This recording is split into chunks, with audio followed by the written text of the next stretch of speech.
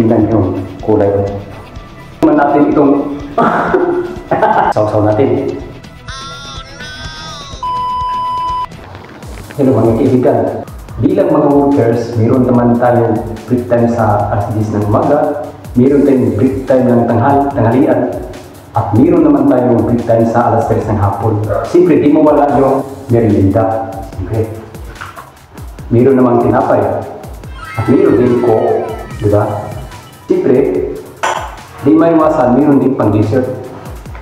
Ito ay tinatawag na ube flavor. Oh, tingnan mo, violet ang color, ube. Ito pang dessert. Tingnan nyo, kulay. Tapos, pwede naman natin itong nag-vlog ko. Siyempre, si Ma'am. Tapos, ito naman, ito tinapay, flavor ube ice cream.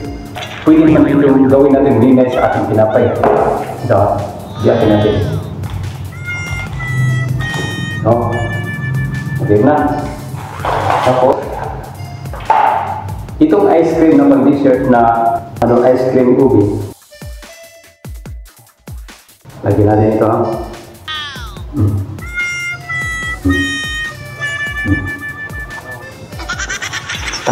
Tapos, sausaw natin. Ha?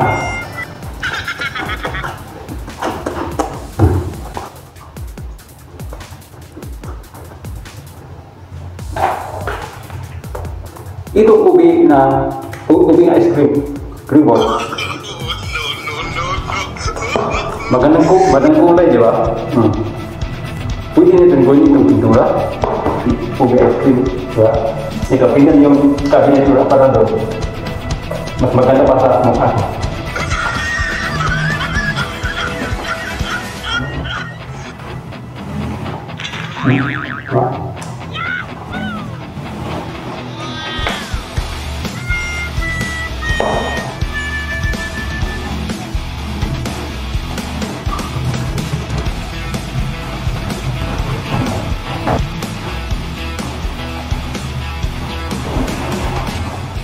Diba?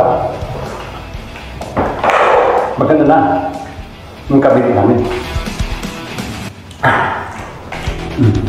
Ito.